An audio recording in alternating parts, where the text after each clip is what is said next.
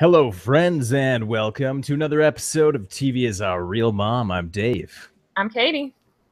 And you are listening to the TV is Our Real Mom podcast. And this is going to be a different type of podcast. We're going to try something totally different this week. We're going to do kind of a big all-in-one podcast. We have 3 different shows going on right now that we want to podcast about. And we're kind of getting behind a little bit this week, and I'm sure we're not going to get caught up. So this could, I don't know, this is an experiment. We'll see how it goes, but we're going to lump all 3 shows into one podcast. It's going to be the TV is Our Real Mom podcast, covering 3 different shows, what we're watching on TV, and whatever else we feel like talking about. Yeah. And we'll see what happens. We'll see. Katie, what's going on with you these days? Oh, not much. You know, it's real hot here. Trying to stay cool, and watching TV while the AC runs, and I avoid the sun. That's basically it. Right. Yeah, I apologize if you can hear the fan, but it's so hot in my apartment. I don't have air conditioning yet. I'm working on that. But this is my office is the hottest room in the apartment, and it gets so hot in here that my PC overheats because, well, the processor runs really hot to begin with, and it overheats. That's how hot it is in this room. I'm sure you could tell last week. And yeah, that's why I was talking to myself in the middle of the Alone podcast for a good few minutes there. Our sister said it was hilarious, but yeah, no, that was epic. If you get a chance, to go back and watch that one, you get to see what Katie's like when she's by herself. I mean, I was confused, so that's not exactly what I'm like, but yeah, I was very confused. No, it was fine. You didn't do anything too bad or crazy or weird, so. That's good. I'm glad I didn't drop any F-bombs, or did I? Yeah. No, I think you just, the only thing you said, you're like, what? What happened? You know. Yeah, sounds about right. But yeah, anyway. So it's friggin' hot here too, and I just wanted to say I apologize for the fan noise because I basically just took a giant fan and stuck it against my PC, and it helps. It stops it from freezing, I feel like, so that's good. Anyways, Katie, let's jump right into the television we've been watching, and I think we should kick it off with the show we're most excited about. Along with the rest of the country. Yeah, world. That's the only thing is, like, I mean, like, this isn't very unique or anything. Everybody's talking about this show, but we love it. We've loved it probably before it was cool to like it, right? Well, I mean, everybody's loved it since the beginning, right? Well, don't you think, like, you were reading the books before it even... No, okay. I didn't read the books until I heard about the show. That was a thing. And I remember the first season... You know, when Ned got his head, oh, spoiler alert for season 1, but when Ned got his head cut off, like, it was all the buzz. And it's impressive because Game of Thrones is a show that has only continued to grow. There's been no, like, slump. It's just climbed and climbed. And apparently this last season premiere got 17 million viewers just in the first 24-hour period. So that doesn't happen anymore very often. So this is a show that's, like, peaking. It's going to go out right on top. Right. I still feel like you were a little ahead of the curve as far as, because there was, like, a hype train, and that's what I mean. It's gotten more and more popular. There are people who have caught up with it in the last year or so, just gotten into it. And, you know, but people in our family have been with it basically from the beginning, but there were people reading these books 20 years ago. So yeah, good point. Yeah. But yeah, this is a show that is so hyped up. Like, it's one of those shows that's just humongous, but totally, the rare thing about it, it totally deserves the hype, right? Yeah. I mean, it's looking at you, Walking Dead. I'm looking at you. Yeah. Oh, that's some serious shade you're throwing at Walking Dead. Sorry. Any chance I get. No, Game of Thrones is sublime television, and I'm so sad it won't be on anymore, but you don't want a show to outstay its welcome, i.e. The Walking Dead, who's going on season 8, and you don't know when the hell it's ever going to end, and what's even the point anymore. Yeah, no, I'm totally with you on that. I stopped watching that show. But yeah, this episode is no different. I was super into it the whole time, like front This to is the back. one show on television. Okay, I do not sit on my couch. I sit on the floor in front of the television because I can't stand being that far away from it. Like no other show in the world have I done that for, with maybe the exception of Lost back in its prime, but Game of Thrones is it. Just sucks you in. Yeah, so let's talk about the episode a little bit. Any certain parts that you really liked, or do you want to just do a recap? I don't know if we need to do a recap. I mean, there's so many out there. And if you want to have the episode recapped, just go watch it again because it's so freaking good. But the beginning obviously took me by surprise. The cold open, the first scene they show before the credits with Arya dressed as Walder Frey, taking out the phrase. I felt so stupid. Like I didn't see it coming. Like I didn't see what was going on. You're not supposed to. You're not supposed to. I know, but I feel like I should have figured it out, you know, but I still didn't. I was like, what is this? Is this a flashback? And even right up until the moment she pulls the mask off. Like, so you didn't catch on when he was like, oh yeah, you're such great men. You killed a newly pregnant lady and a mother of 5. When he starts getting that snark, you're like, oh, something's happening. No, I was just like, I was looking at the wine. I was like, oh, that wine looks good. Like the wine was not gold. She called it gold. It was red, but we'll let that slide. Oh, okay, yeah. But anyway, it didn't even matter. Pointed out that this was really funny. I thought someone pointed this out in an article that, like, she's lucky everybody decided to drink the wine, right? That did occur to me the second time I watched it. I was like, what if someone was just like, oh yeah, I'm not feeling like drinking tonight. I have a big day tomorrow. Like I do that, you know. But maybe when you're at some point. But it's a toast, you know. All you got to do is take that first sip when you're doing a toast. And you're also like medieval warriors. Those guys are drunk all the time. Like and if one guy doesn't drink his wine, she cuts his throat. It's fine.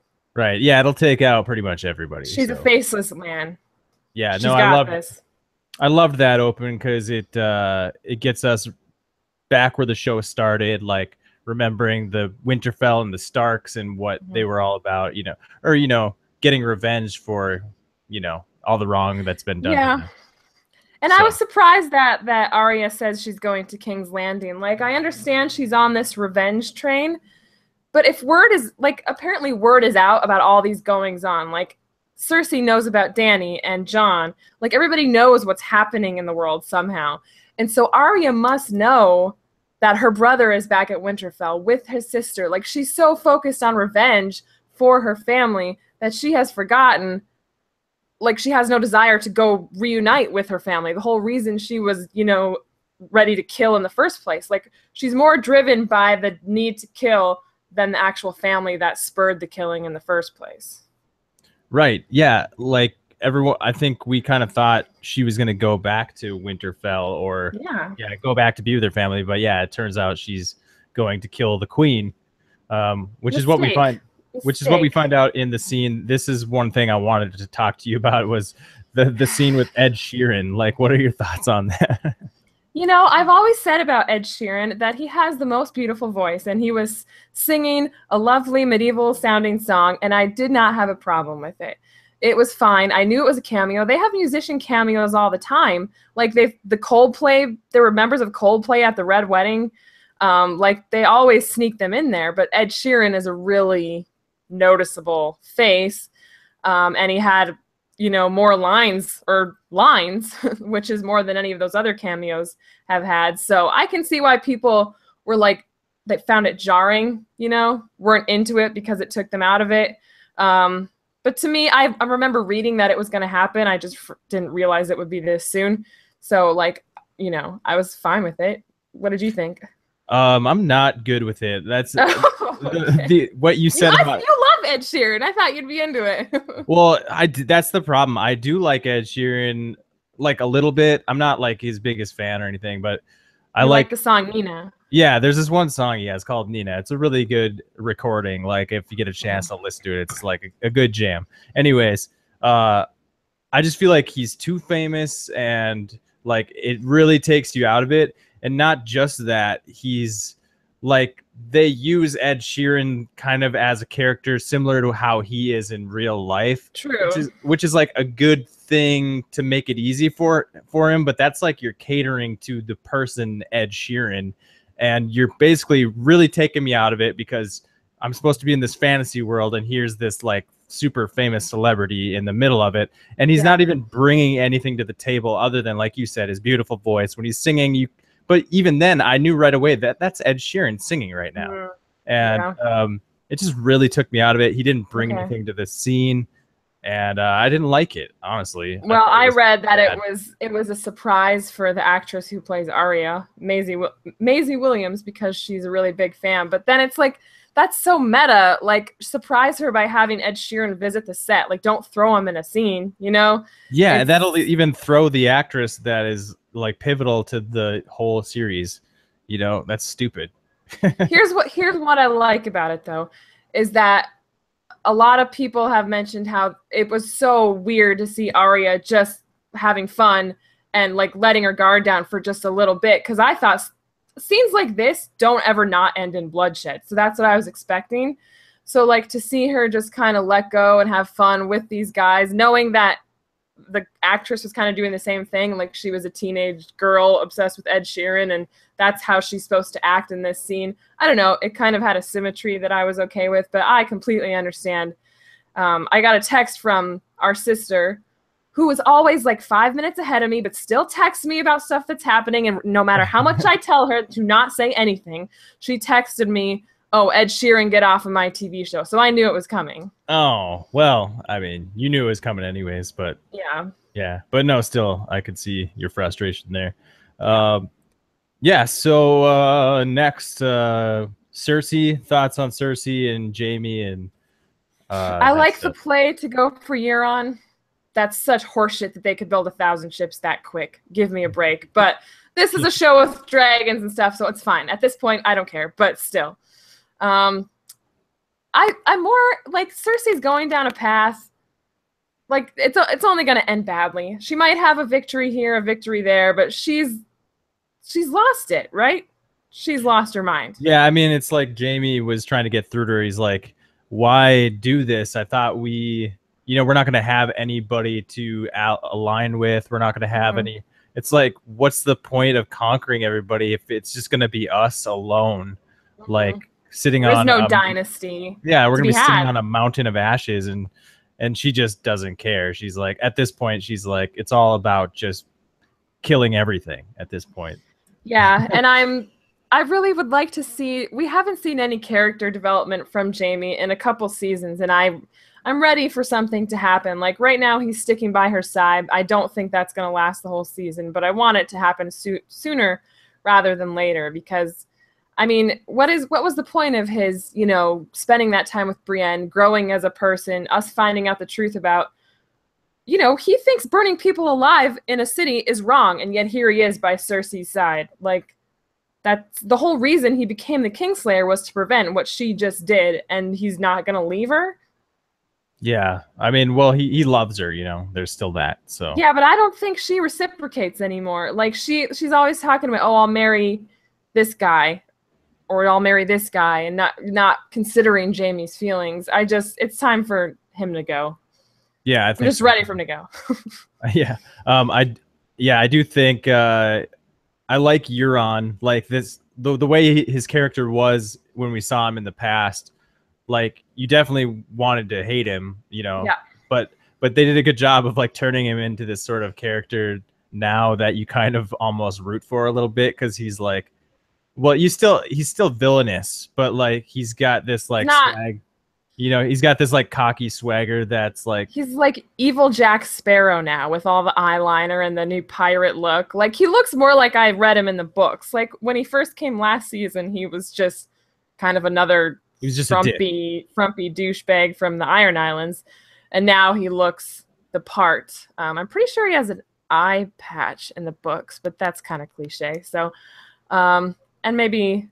Oh, and his lips are stained blue in the books because he drinks that magic stuff. I forget what it's called. Oh, right. Okay. But anyway, Nightshade. Yes, I think so. Nightshade. Maybe not. Maybe I pulled that completely out of my ass. Nightshade's poisonous, so probably not that. Well, in fantasy lore, it's poisonous. Yeah, I don't know. I don't remember. It's been a long time since I've read book 2. But anyway, so yeah, I like him a little bit better. He's a lot more cheeky. He's got that's what I'm saying. I like the cheekiness that they brought to that character. The 2 hands line. Oh my god, I was like. What's the gift that he's going to get? Did we get any hint at that, or? Well, I was thinking, and this is a spoiler alert for anyone who hasn't read the books. This comes straight from the books, but my first thought was that he was going to get this dragon horn that is, from Dragonstone? The age of dragons that you blow to bind a dragon to your will. Because without, dragons to fight Dany's dragons, I mean, what chance do these guys stand, even with 1,000 ships? So does that mean if they have this dragon horn, they can steal? They can steal Dany's dragons? Theoretically. But we don't need another, where are my dragons? That doesn't need to ever happen again. I think that's a really good guess at what's happening here. Either that, or he'll just steal a dragon. But you can't steal one of those dragons without a dragon horn. Is what I'm saying. Like, those dragons aren't going to have you. They will burn you. Right. So you need the horn. Right. Okay. So another connection to Cersei. Wait, real quick. Another connection between Cersei and Euron. Did you see that, like, the letter to Jon Snow had, like, the lion sigil with tentacles at the bottom of it? Did it? Yeah, that's what it looked like. I don't know. I saw this picture online. Okay. So I might have misread it, but that's what it looked like to me. It was like a sigil of the lion, but it had the mane was going into like tentacles. So it was like they had already decided they were aligned with the Greyjoys. Yeah. So that's interesting. Yeah. But yeah, not all the Grey. Sorry, what was that? Not all the Greyjoys. No, definitely not all of them. So Cersei and Sansa have a bit of a connection here. Sansa basically has her hair done up like Cersei. And yeah, that's what people were saying. And she does mention that she admired her a little bit. Yeah, because what did Jon Snow say to her again? He's like, you almost sound like you're fond of her. Yeah, because Sansa said she's found a way to murder everyone who's ever stood in her way. I would add, with the exception of her brother. He's still out there. But mostly everyone.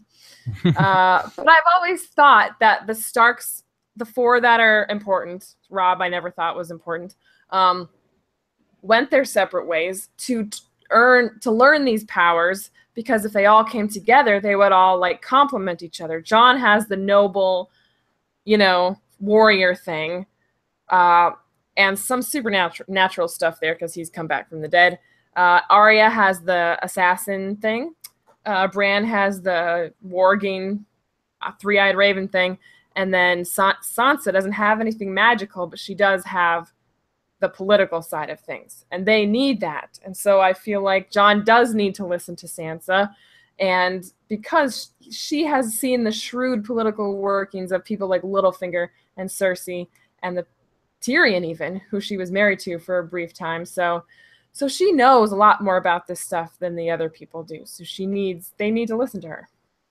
Dude, that's such an amazing observation you had there. That's just kind of what comes to you when you read the books, because they all go their separate ways, and I always thought they do that for a reason, so that hopefully they'll all come back together and be able to be one big super Stark. Man, if that's how it was structured and planned, that's just amazing writing. Like it is good writing. That's unbelievable. Like it's a shame we can't read the end of it. For those 3 to have like these superpowers in a way, and then Sansa's, it really does make sense. It's like the people that she's been exposed to, Cersei, Littlefinger, Tyrion, are all these political like juggernauts, So yeah, that's just I love that. That's amazing. Thank you for pointing that out. No problem. That was fantastic. I hope it comes to fruition is all. Yeah, what do you think about Sansa and Jon Snow and their argument? Their little tiff? Yeah, do you think Sansa's correct? No, I don't. I'm with Jon on that, but I understand Sansa's point. And And she maybe just is flipping out because she sees him like that's a decision perhaps that Ned or Rob would have made. But then I would remind her that betraying, you know, a member of your loyal house like Rob when he cut off Lord Karstark's head, that did not turn out well for him. So like you never know what the right answer is, but it's better to like just, you know, those who rebelled against House Stark by joining Ramsay, they died, and now they've learned their lesson, hopefully. But it doesn't make sense to kick them all out of their home that they've had for thousands of years. I don't think. It is tough to know when it's right to do the sort of the thing that is cold and heartless, but you know, astute, versus having a heart and helping people, because it can come back to bite you. So it's like, what is the right thing to do? You never really know. Yeah, so and bringing the kids up was a nice touch, because I mean, what's a kid gonna do? Kid's not gonna stab you yet. Right. Yeah. And for all we know, like, this could come back to be the downfall of Jon Snow, and Sansa was right the whole time. I'm like not interested in seeing another downfall of Jon Snow. Like, he's already been betrayed by the men of the Night's Watch. Like, if that's where his story goes with only 12 episodes left in this whole show, then I'm gonna be disappointed. Like, he's got bigger fish to fry. Yeah, let's just find the dragon glass at Dragonstone. Yeah, I agree. Let's just keep him on the straight path to the end where he is in a battle or something, you know? Yeah. Yeah, that's good. So yeah, we have the other Stark brother at Castle Black. Not much happening there. Castle Black? Black, yeah. Is that right? Okay. Yeah, that's right. I just wanted to say that I think Ed looks really good in the Lord Commander's cloak. It suits him. Oh yeah, yeah, and he had his hair all slicked back, and he's looking good. That's about all there is to say there. That is, I mean, that was a quick one. I hope we get a little bit more there in the future. Obviously, we will. All right, we also got Sam at the Citadel with poop and soup. The poop scene. The poop and the soup. Oh, that was the most disgusting thing. That was gross. I wasn't eating. No, I did love the edit though. The quick jump edits. You know. Like someone said in an article, it's like removed from how the show has done things before. They've never really done like a quirky little jump edit scene, but it was still very enjoyable, you know. Like I liked it. It worked for I liked when Sam like kept like almost throwing up. Like yeah, like, yeah. That was pretty funny. He handled it better than I would have. I'll say that for him. Yeah, he's just putting his head down and getting through it. It's a little bit like, okay, John sent him there to become a maester, but it's like, this is going to take years, you know, and they don't have years. So I understand Sam's eagerness, chomping at the bit in his decision to go steal those books, because it already paid off. So yeah, no, that's true. And hopefully those ravens fly really damn fast, because they don't have much time. Apparently they do, because John already got one from Cersei. Right. So. And it already had, if there is anything to that Kraken meets lion sigil thing, that's really damn fast.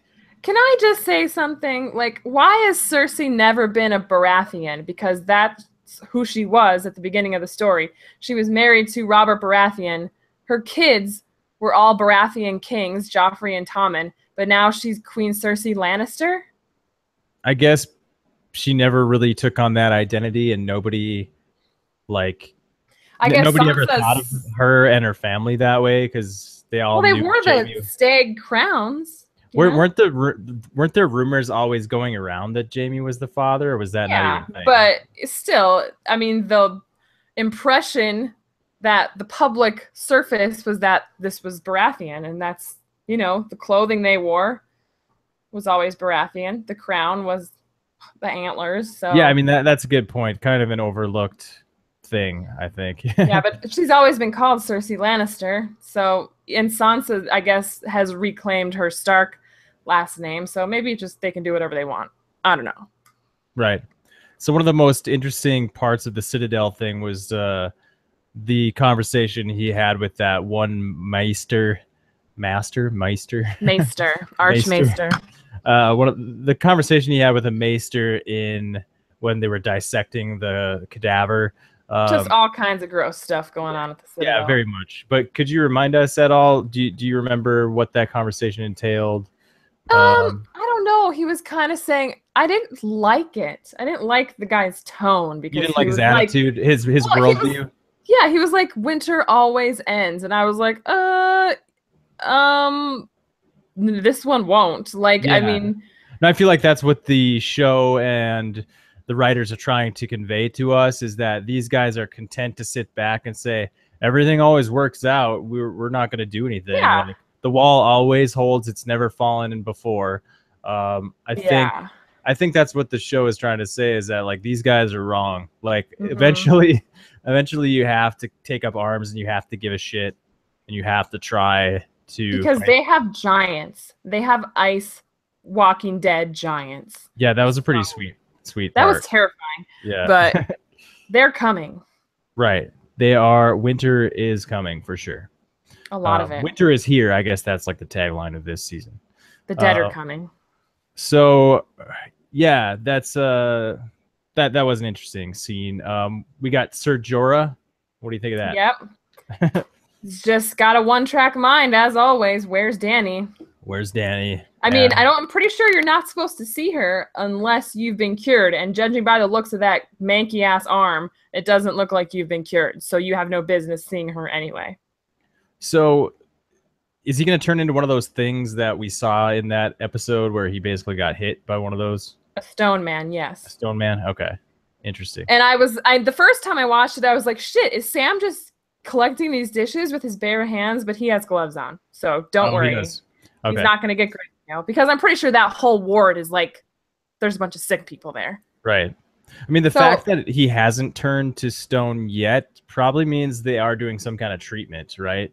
Like they're maybe, and it didn't look completely stone. Like it looked kind of mushy, you know. So like maybe they're doing something. And I would imagine he's in the Citadel. It's not just a ward for people where people go to die. Like there's probably maesters working on him.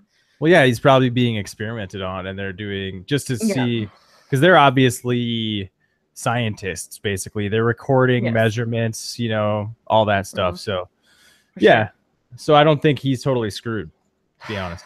He's doing what he can, but, you know, he's kind of impatient. How does he expect Dany to be there already? She just got to freaking Dragonstone. Like, calm down. Is she here yet? Come on, man. All right. The Hound. The Hound. The Hound nailed it this episode. Yeah, loved the Hound. I liked this scene a lot. Yes. So what's the deal with the farmer and his daughter? Did he actually kill these two, or was no?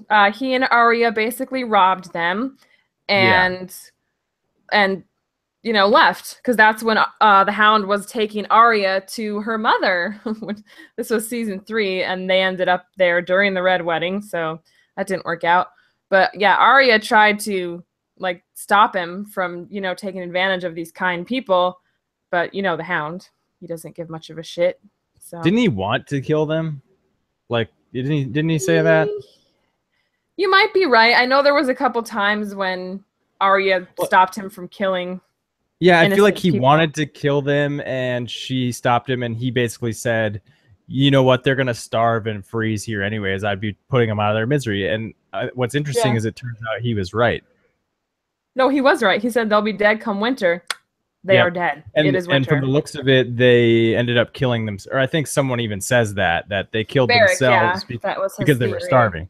Yeah. So it turns out that the Hound, in his coldness, was actually kind of right, that maybe he would have been putting them out of his misery with a quick death.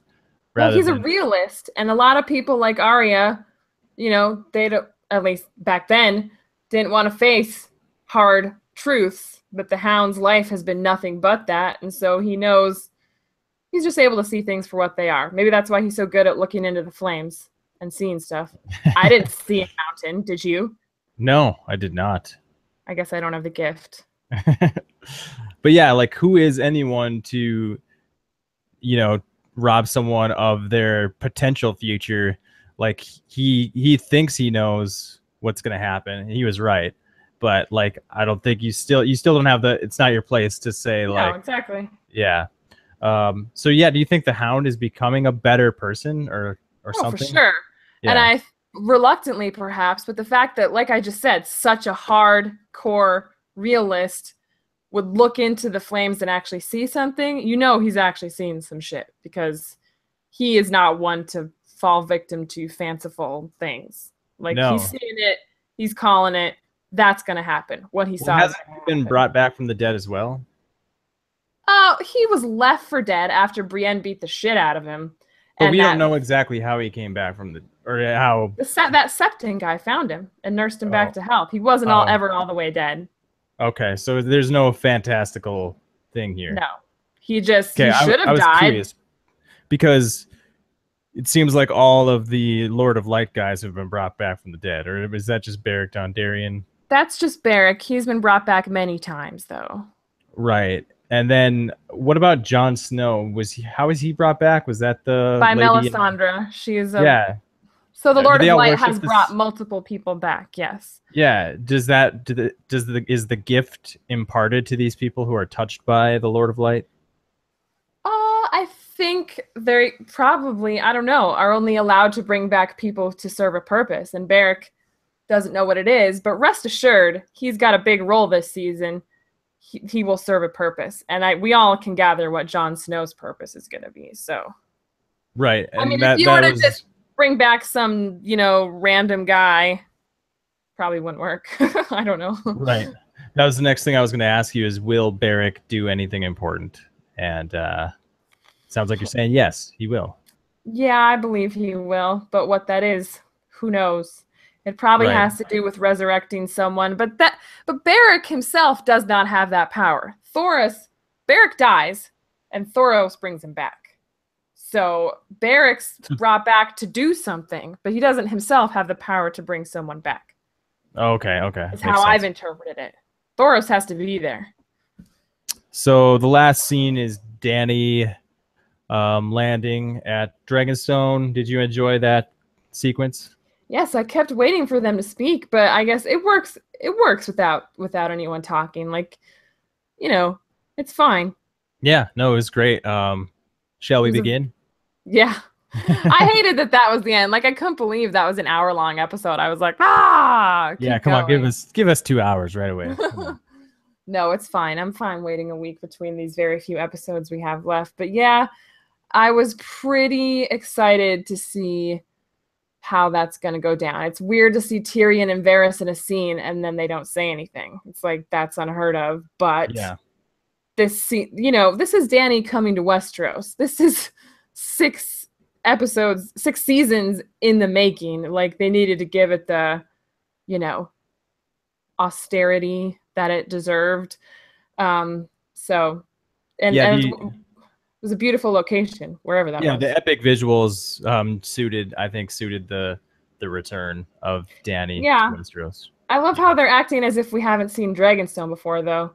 We most certainly have. Yeah, but not like this. I mean, it's got more importance here. But I feel like we've usually, like 90% of the time, we've seen it at night. It's dark, it's close up, and there's flames. And yeah, you're right. And it's possible that I don't think they did have an actual location for this, because there was an article about them finding a location for this. I think they just had the war room, and that was pretty much all they ever showed. Yeah, other than scenes on the beach with the Lady of Light and stuff like that. So yeah. All right. Any final thoughts on Game of Thrones season 7, episode 1? In the next week's preview episode, there's a freaking wolf that looks like a dire wolf. So that's all I'm gonna say. Okay, that's cool. I'm excited. That's what I'm most excited about. The wolf. Nice. Very good. There's only 2 left. Okay. And if we get to see one, I'm gonna be pretty happy. Sweet. Nerd news. Have you heard that the new Doctor Who is a female? I have. You have. What are your thoughts on that? For some reason, I was a little bit hesitant because I knew before the announcement was made that it was a big possibility. And the only reason I say that is because, I watch Doctor Who, and it's always been like I've always resonated more with the earlier episodes where it was like kind of a romance thing where Rose gets taken away by this older, mysterious, magical man and gets to see the world. And that's like such an appealing idea. So there was always that romantic part of it with me. But once the announcement was made, I was like, really excited about it. So I think it's going to be very interesting. I've heard the actress is really good, so I'm not worried about that. It's just, it'll be a whole new interesting way to take things. And to be honest, they've done the guy thing for a long time. So it's cool to take it another direction. So. Yeah. Isn't Doctor Who just some kind of formless, like alien person thing? Yeah. He's an ageless, basically asexual, except with the exception of the early seasons.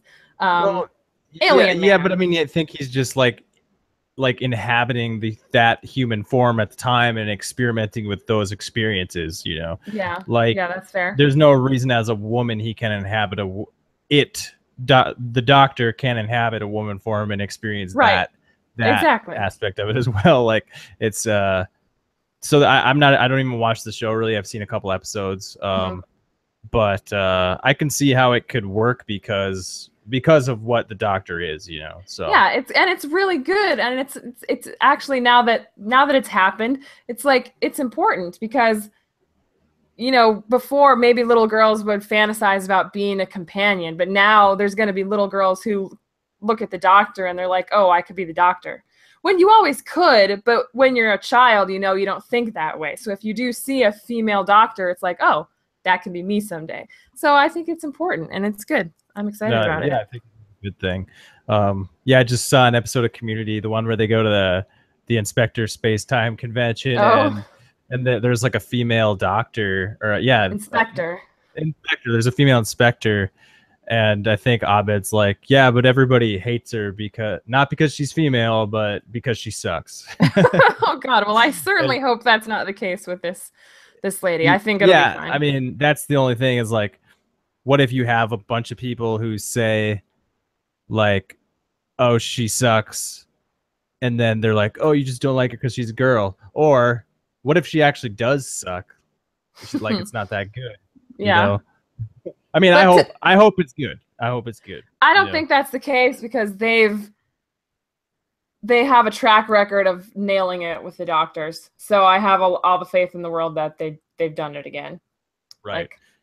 I don't want to get too much. Sorry. No, go ahead. You had a thought. No, I was going to say interesting thing about that Community episode is that the other fan that Abed meets there and at that convention was a companion in the most recent season of Doctor Who. Well, wasn't he in that Christmas special too or something? Yeah, but that was after Community. So right, yeah, nice, cool. Yeah, that's cool. And I don't want to get any more into it before we'll be talking about Ghostbusters and shit, and I don't want to go there. So no, not go there. So yeah, let's move on to Alone, History Channel's Alone. Boom. Season 4, episode 5. This new experiment they're doing with the teams, the duos, the teams. Yep. We got 4 teams left, right? Still. Yep. We're only on day 11. Let that sink in. Yeah, I mean, I guess they had a lot of good footage with people quitting and the hike. I guess the hike was pretty epic. So how much longer do you think these people will last? Oh, I'd be shocked if it went to day 50. Yeah, no, I don't think it's going to go that at this far. rate. Maybe day 30 or something like that. That's sad. You think with 2 people, you could make it longer. It's the hike. It's the hike. The hike is going to destroy the people who did the hike, and there's only going to be a couple teams that are able to hang on and survive that. You know? So that's unfortunate. Yeah, I really thought that we were going to lose Team Baird in this episode. I was like, shit, they're done. They're done. But how do you make a guy climb a sheer face of a mountain? Like, what were you thinking? Well, there must have been some way, because there's all kinds of different approaches you could take on a bearing, Like, I think that's part of the skill that you're supposed to have to be a good survivalist, is to know to use your bearing and know how to look at the terrain ahead. Because I think one of the first things you should do, and shit, hell if I know what I'm talking about, but like just in the moment I'm thinking, like one of the first things you could do is go to the highest point you could see, like right away while you have energy, and then plot out a path that looks like the path of least resistance. You know what I'm saying? That's an interesting idea. You'd have to get pretty high up, I think, to be able to do something like that. Maybe it's not possible. Yeah, and you can't see anything because it's so dense there, you know? Like, what are you going to see? But maybe that's a skill they expected someone might have or might be able to pull off, was they'd be able to get up high on day one and plot a path. And I think that is part of the challenge, is knowing that, you know, having an idea of what your trajectory is going to be, so you don't run up against an oceanside cliff or a mountain you have to climb over, you know? Yeah. So, but it just goes to show you how, I don't know, Baird hiking Baird Ted was so determined to get there that he wasn't about to look for a easier route. He was like, nope, I guess I got to climb this thing. And you did. Yeah.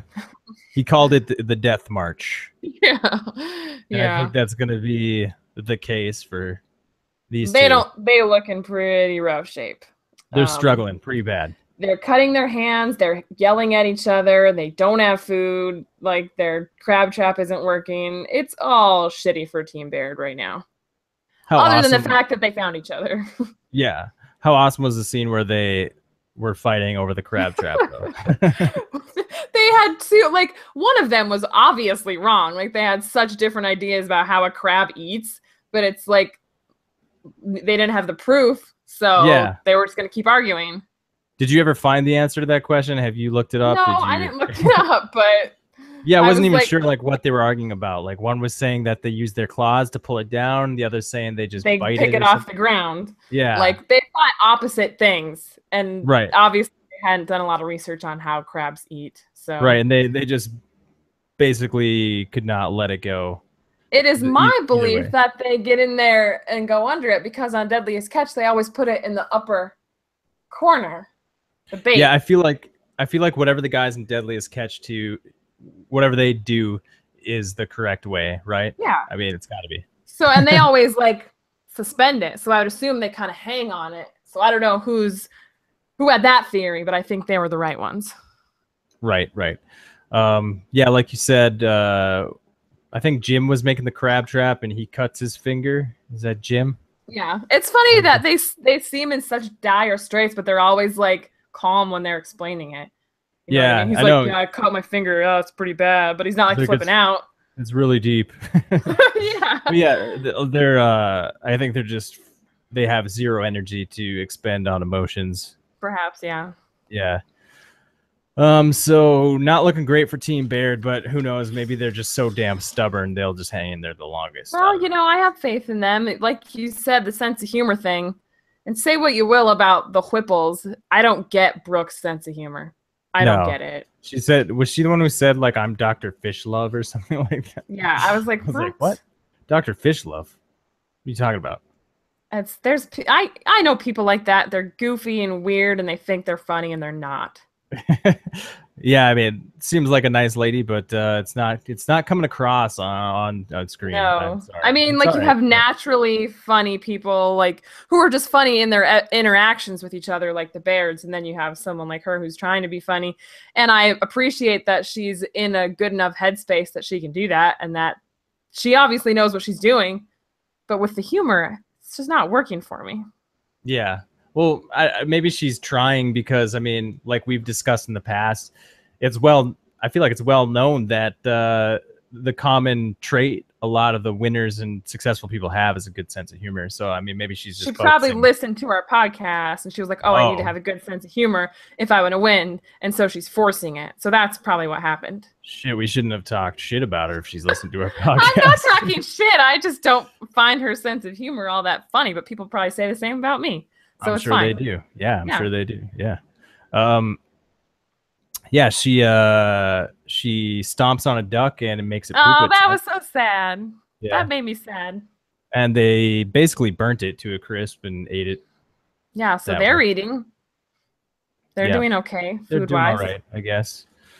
But yeah, don't scream when like unless you're in trouble. Because man, what's his name? Dave? He just went running. Yeah, I thought it was pretty obvious because they showed that scream and that part in the preview. And yeah, I thought it was obvious in the preview that was a scream of that's true. Joy. Yeah, pretty classic Alone. Someone scream, cut to commercial, make you think something, and then it's just like, oh, I caught a fish. Yeah, it's one of those things that about this show that it's like maybe there's not enough happening to make things interesting. For sure. Yeah. And that's actually probably a good thing, because if something interesting was happening in this scenario, it usually means pain and suffering. It's bad, yeah. It's bad news for some human being is suffering tremendously. Yeah, it's true. So yeah, it's fine. It's good when stuff doesn't happen. Mm-hmm. Let's see what else we got. We got Pete and Sam in this episode. They're doing well. Yeah, Sam rules at fishing apparently. Like he knows what he's doing. Quite the fisherman. Do you think Sam is funny? He makes a little joke. He's like, "Look at my hair. I look like an octopus head or something." I think it's just kind of goofy. I don't know. Yeah, is that funny, or is that forced, kind of like Brooke? No, I don't think it's as forced. And Brooke has had some moments where she's not forcing it, but that Dr. Fishlove thing was like, find me one person besides her husband who finds that funny. Are Jim and Ted forcing it? No, they're just being Jim and Ted. They're not telling jokes. They're just being themselves. Yeah, not everyone needs to be a comedian, right? No. Right. If all the world was comedians, this world would be a terrible place. Yeah, amen to that. Yeah, like someone like Larry too. He's hilarious, but I don't even know that he's like. He's just hilarious by getting so mad. Yeah, he's not intending to be hilarious. Right, exactly. He's just doing what he's doing, and he's funny. Yeah. So yeah, Pete and Sam. I think they struggled fishing at first, but then they started to catch fish like crazy. Yeah, and maybe the Bairds will have similar luck. I mean, we saw a lot of guys. That Dave guy who won season 2, he struggled for a while, but he eventually found the money spot and just and I think crab.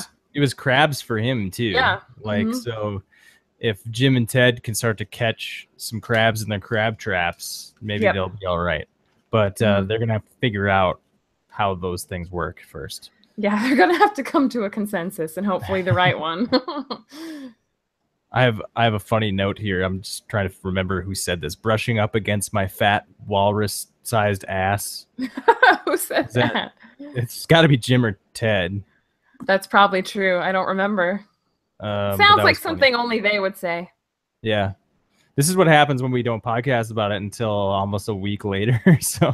Well, I just watched it a couple days ago, but. Oh, you didn't? Oh, I watched it like a week ago. I can never watch it live, so I usually watch it, and then I'm really busy on the weekend, so I usually don't watch it till like Monday. Yeah, what else we got? We did have some Chris and Brody in this episode. Very little, and we didn't get them at all last week, so I don't know what that means. Deep Thoughts by Chris Wilkos. That was that was what he said. I think he was just putting the camera on his brother, and like that's what he's like. Oh, Deep Thoughts by Chris. That was funny. Yeah, it was like it was kind of forced, but it was funny. It's interesting because you can tell like these two don't necessarily know each other that well. And it kind of comes across sometimes where he was like, "Oh, you have salt and pepper in your hair." Like he didn't know that his brother had graying hair. Yeah, no, that was interesting. I like that. And then he's like, "It happens to you." So, and I know like the older brother has said like, "This is my chance to really get to know my younger brother," because we've had such a big age gap that we really don't know each other that well. So I hope I'm guessing they last a long time because they have barely been seen these last 2 episodes. So hopefully they get that opportunity. Right, I could see them as the top 2. Well, we were writing them off as the 4th place for a long time there. Yeah, it's really tough to say who's going to drop first. I mean, even with Brooke and Dave, anything can happen on any given day, and it only has to happen to one of them. Yeah. So even though they're doing really well, I mean, I could definitely see an edit going that way where they're like, hey, these guys are doing really good to sort of throw you off. Mm-hmm.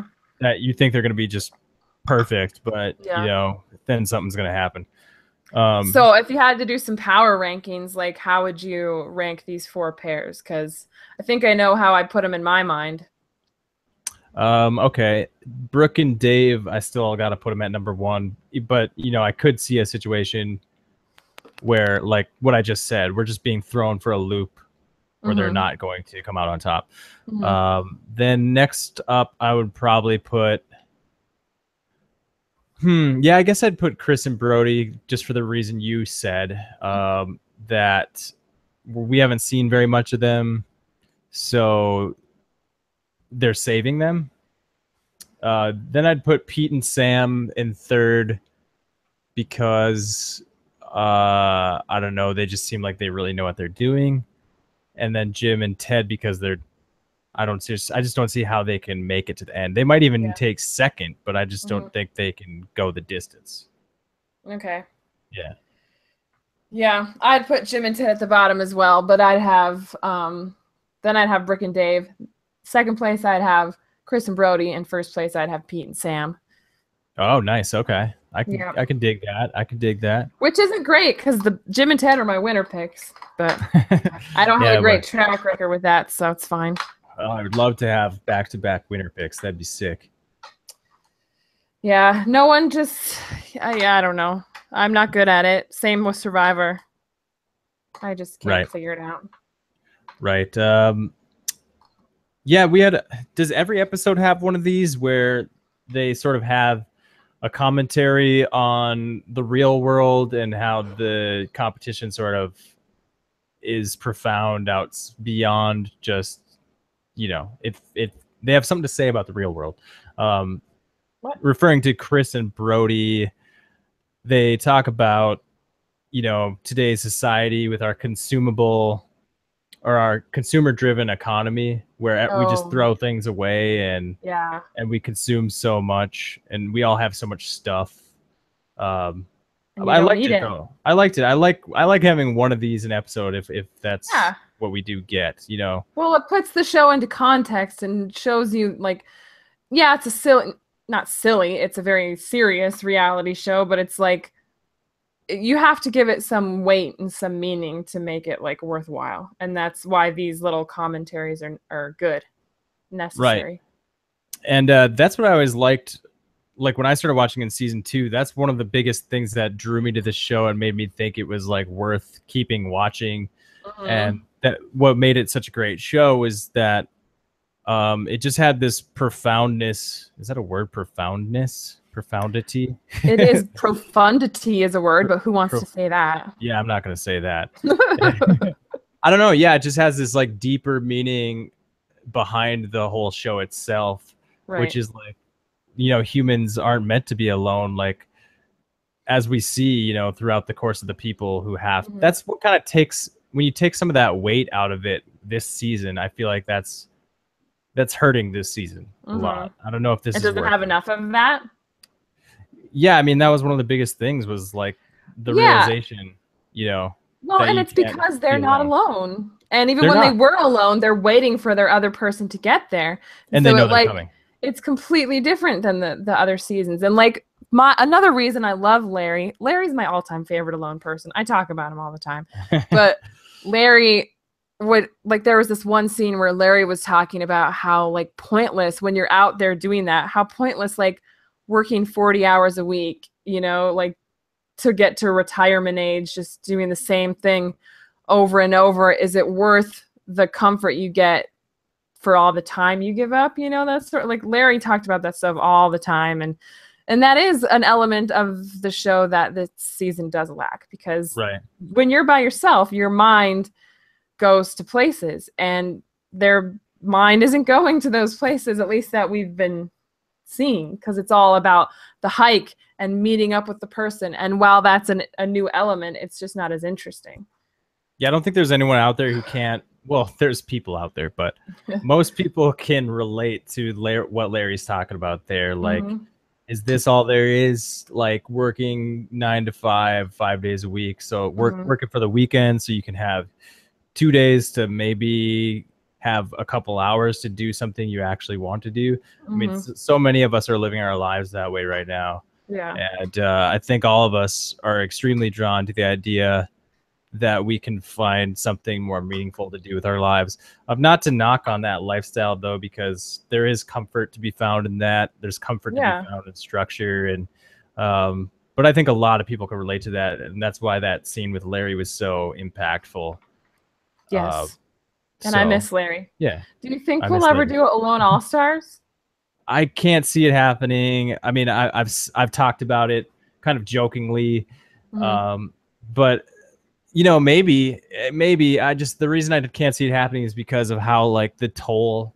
This takes such a huge toll on a person. I mean, it's amazing people even come back to do Survivor with the impact that game can have on someone's body. Where you know they're actually they get to eat, you know, normal foods a lot of the time, winning rewards, but they're starving the rest of the time. And I just can't see it happening. The toll it takes is too big, you know? Yeah, you're right. You're probably right. Nobody's going to want to come back and do it again. They could maybe find, you know, 8 people.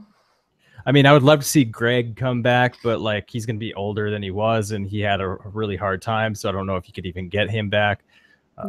Larry had a really hard time. He took second place and he was so close to winning. That's got to be same with Carly.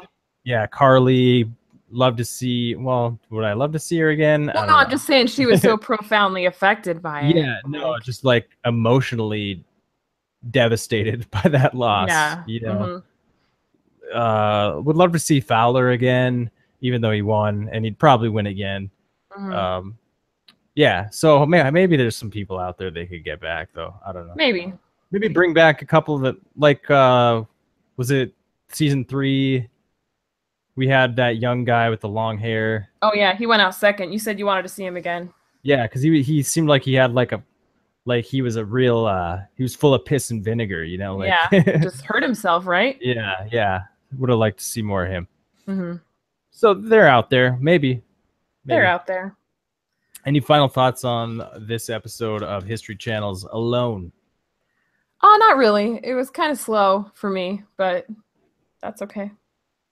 Yeah, I actually liked the episode. I thought there was a lot of good stuff in here, but there was. I liked the arguing between the brothers. But I mean, it's a slow show when you compare it to Game of Thrones. Sure, but now it's that's true. It's very true.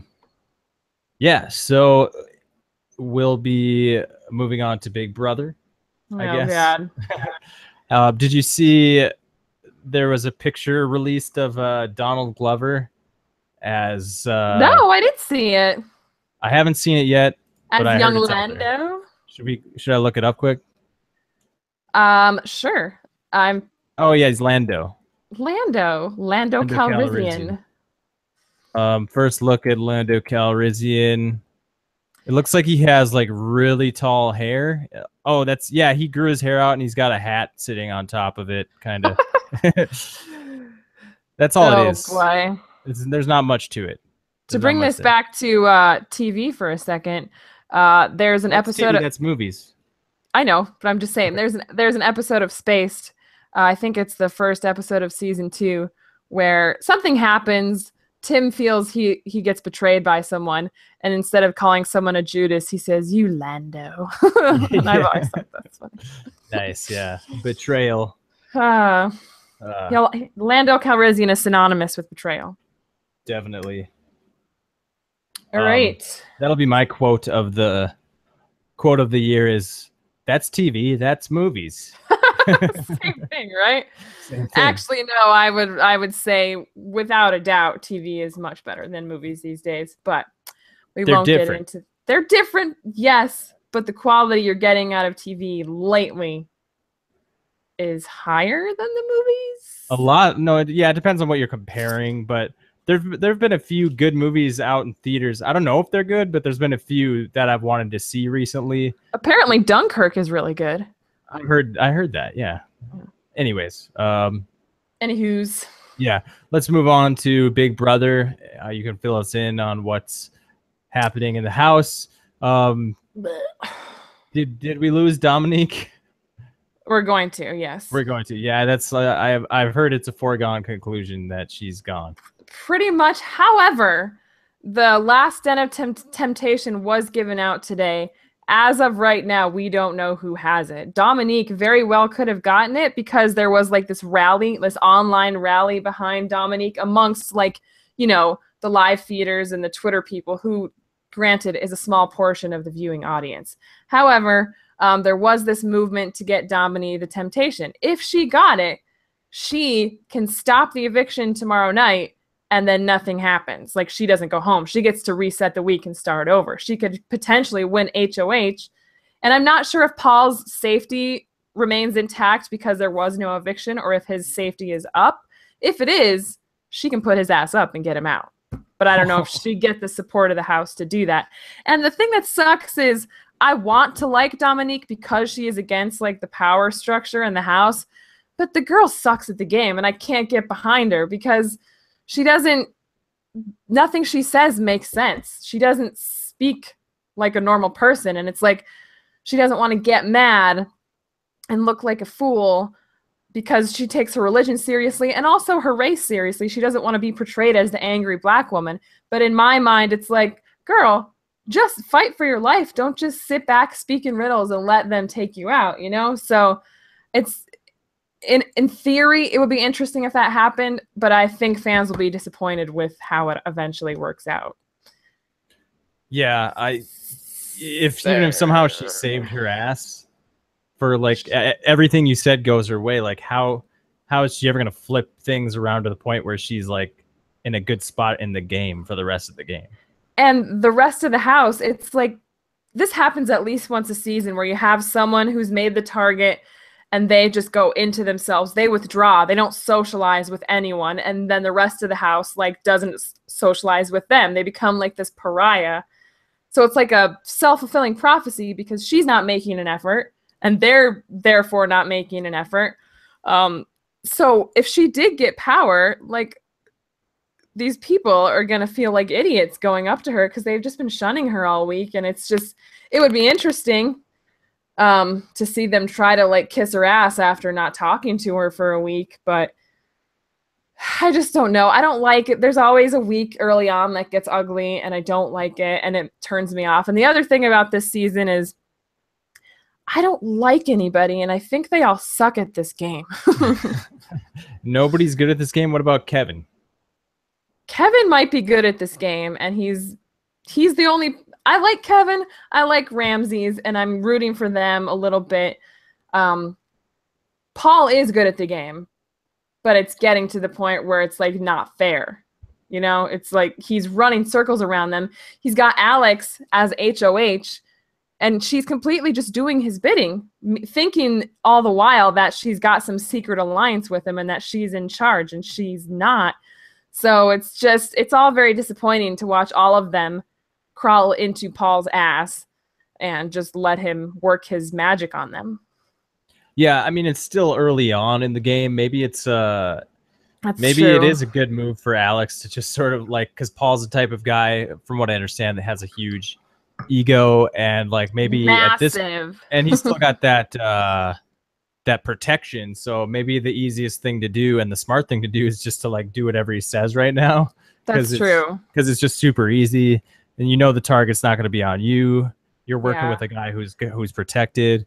Maybe it is a good move by Alex. I don't know. And maybe people are just too scared to say, we need to get out Paul. But like you have Alex's, you know, BFF in the house is the cowboy guy. His name is Jason or Whistle Nut, which I refuse. Whatever. That's hopefully the last time I ever say that. I refuse to say that. I just said it, but I won't say it again. Yeah.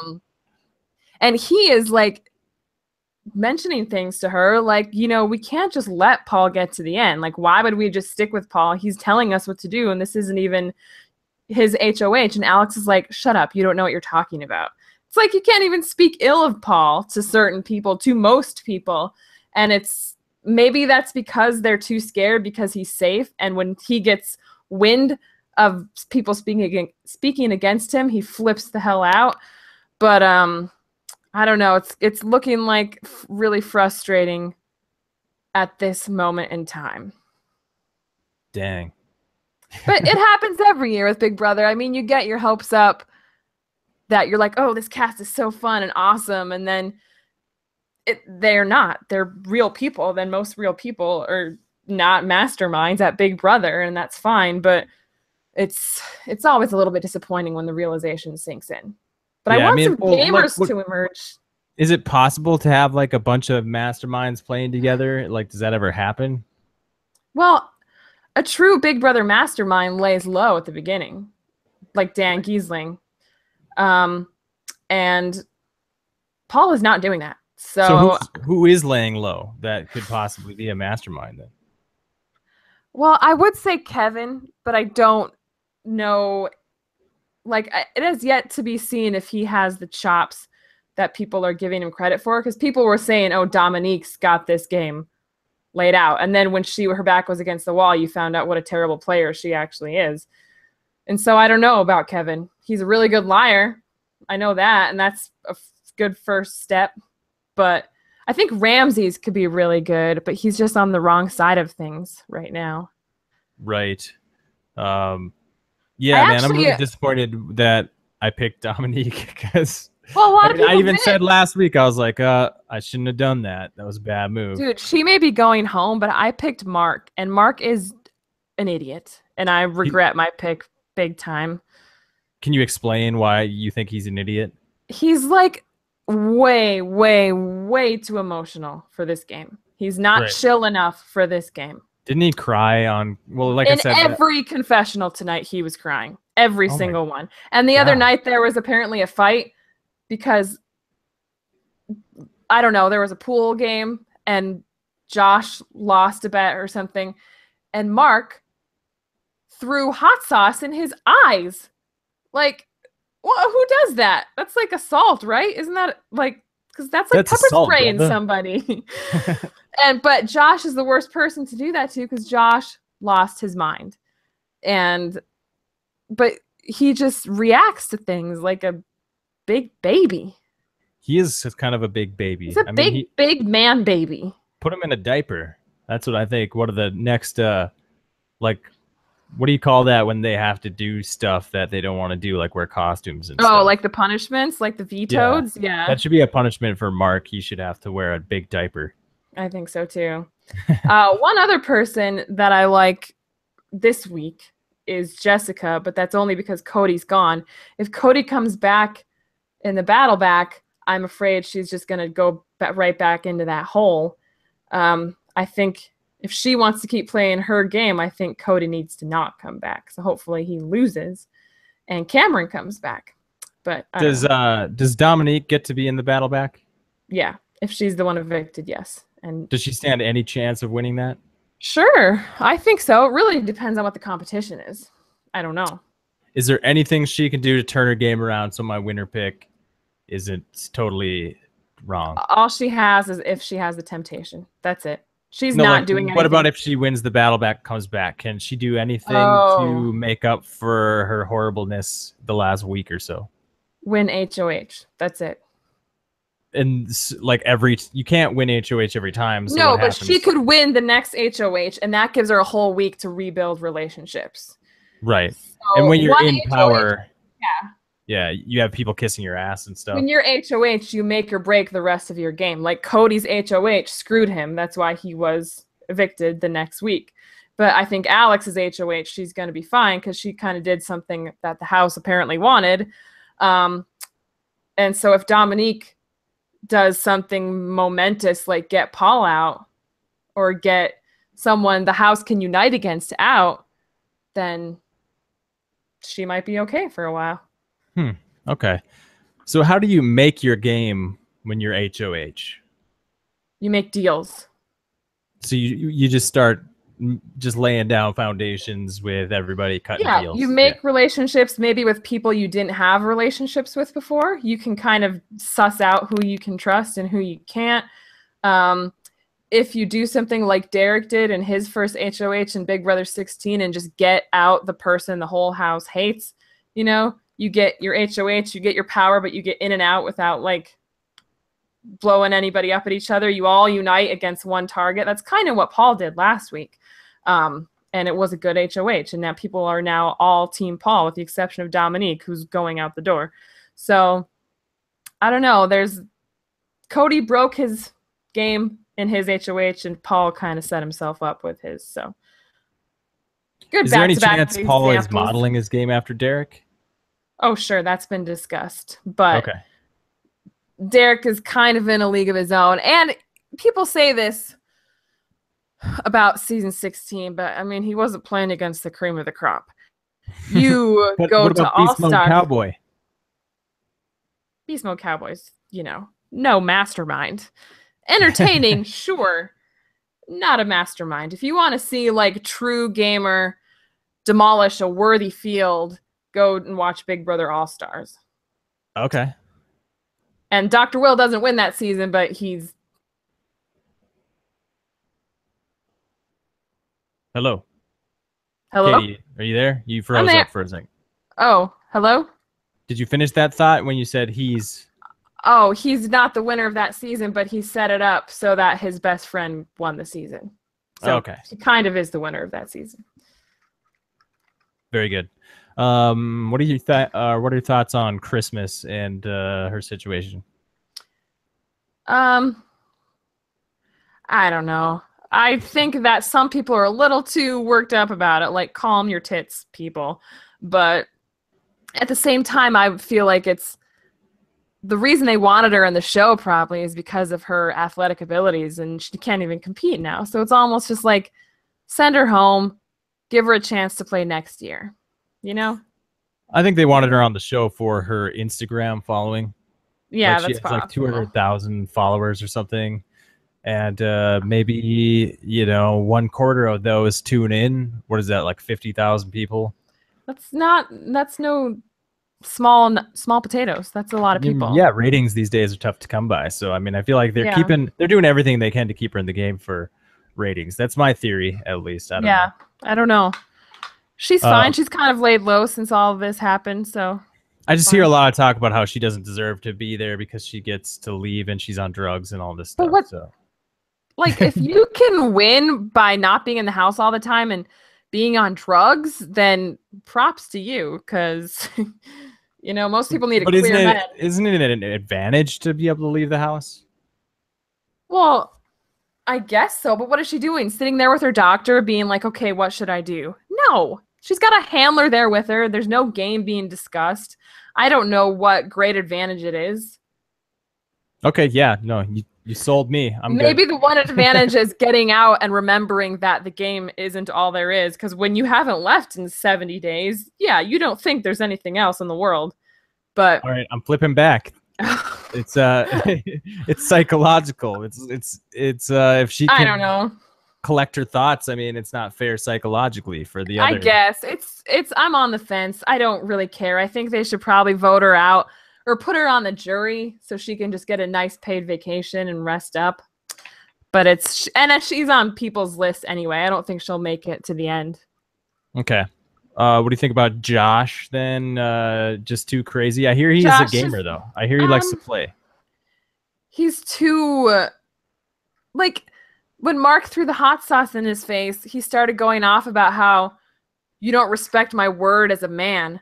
And it was like, what the hell did that have to do with anything? Yeah, what does that mean? What does that even mean? I don't know, but he says it all the freaking time, and I can't take it. But he's entertaining. You don't respect my word as a sister, as a brother. I don't know where he gets it, but it's at the same time, he's not wrong. People don't respect him, but he kind of brings it on himself. It's one of those catch-22s things. Why don't they respect him? Because of his emotion and his volatility and he always says, like, I'm a person, I'm an intelligent person, I'm a man of my word, when no one's questioning him to begin with. But because he does it so much, now they do question it. So it's like, which came first?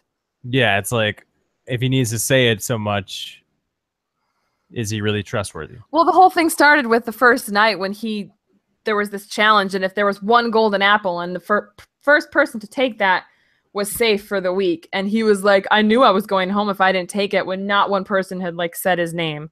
But because he took it, now people didn't trust him. So he brings most of it on himself. Sure. Okay. What are your thoughts on Raven? No. Those are my thoughts on Raven. Um, Girl. do you think anyone's gonna let her win based on sympathy? If Is they this do, this am I season beating a can dead horse choke. here? I know we've talked about this exact thing. Well,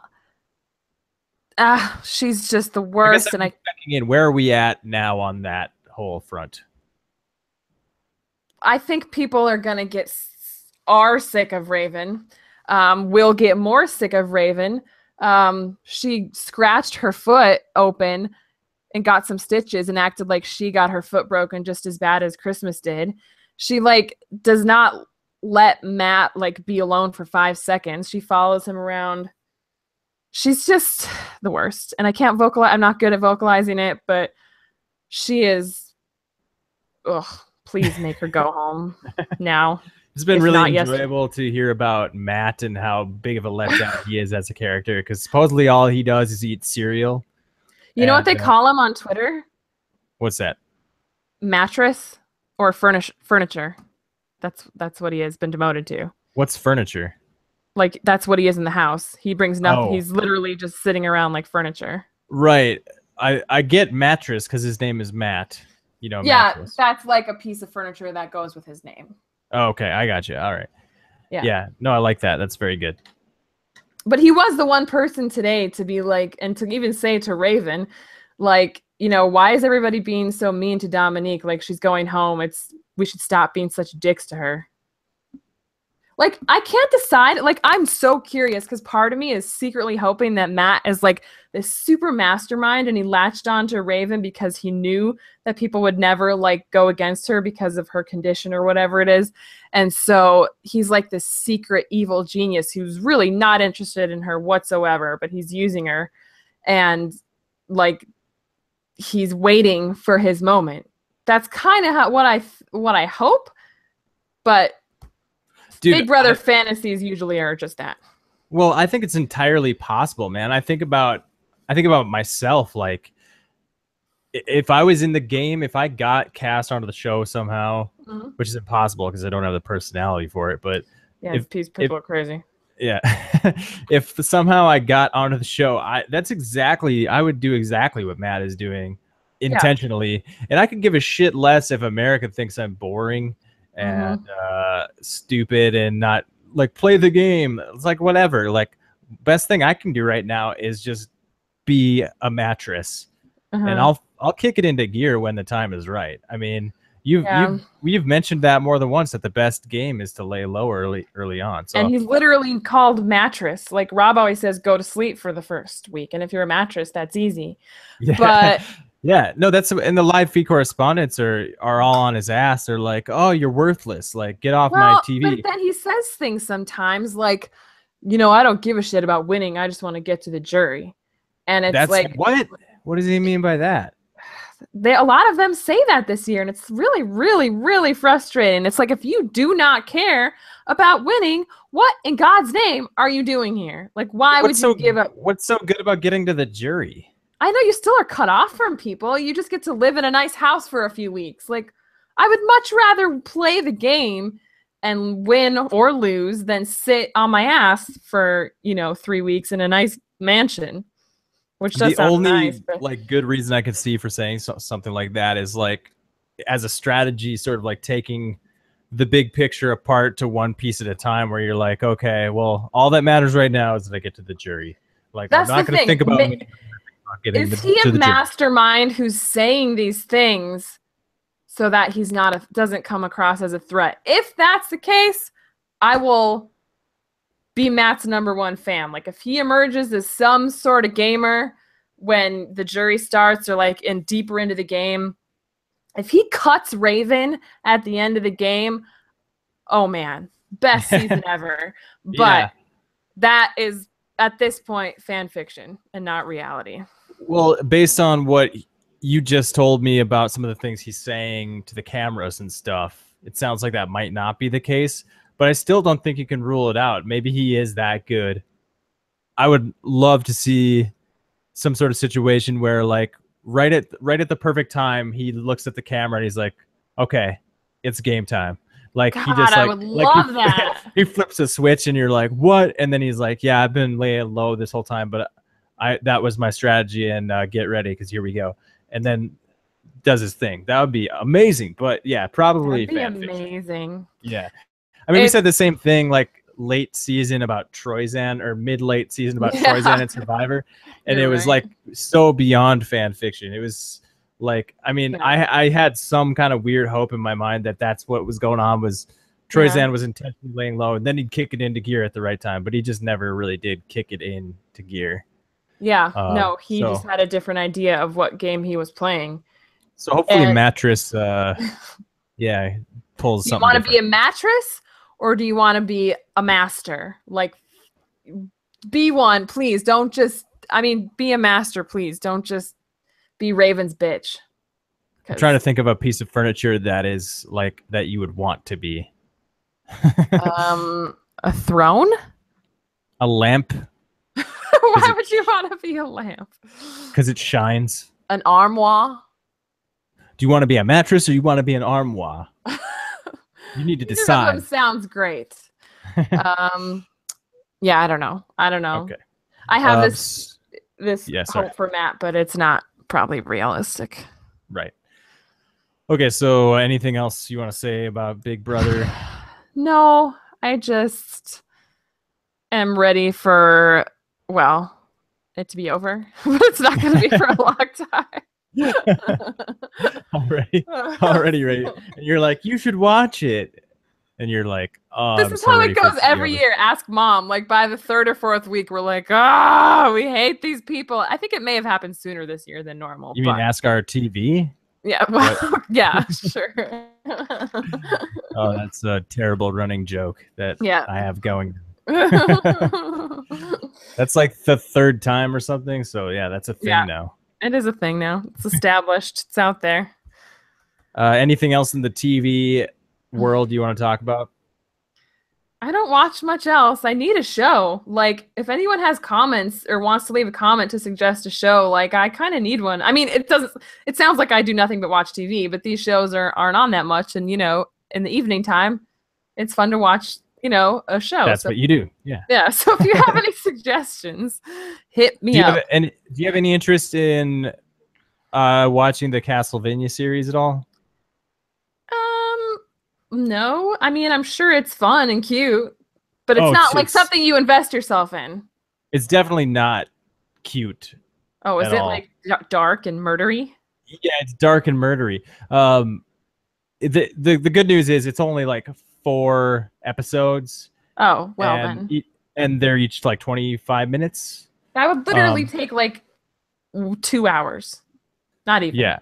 So if you're really bored, you know, you could check it out. I was thinking maybe it'd be fun to do a podcast about it, even if it was something like I'm doing with you here, where you know, I'm asking you questions about Big Brother. I'm not totally up to snuff on what's going on. Even if you were just there to be my sounding board for a Castlevania podcast, that might be fun. But well, let me tell you, 4 25-minute episodes is small potatoes compared to mother effing Big Brother. Yeah, definitely. I mean, what is it? So I could easily do that. It's like 40 minutes a night, 3 nights a week. Yeah. And unless you're watching it live, which most people do, and then you're watching commercials, so it's an hour. Yeah. Yeah, that's rough. I will say I've only watched the 3 out of the 4 Castlevania episodes, and personally was a little disappointed in it so far, but maybe the 3rd episode was the best of the 3, and maybe the 4th is even better. So maybe but you have built up Castlevania in your mind. Yeah, I've been playing Castlevania, the Nintendo game, since I was like 3 years old. So and I've been a huge fan. So obviously, there's probably some. It's never gonna live up to it. Yeah, exactly. Unless like I made my version, and it would be amazing. But you know, says me. So yeah, Castlevania. I've been watching Community again. Like, my favorite show ever. Love to talk about that sometime. We still haven't done a community cast. We really need to do that. Well, you know, if we keep trying these long form podcasts, maybe we'll throw in a short community discussion. Yeah, this is fun. I like your little nerd news. in flashes as well. Well, this is what a podcast really is they're longer and they cover more topics.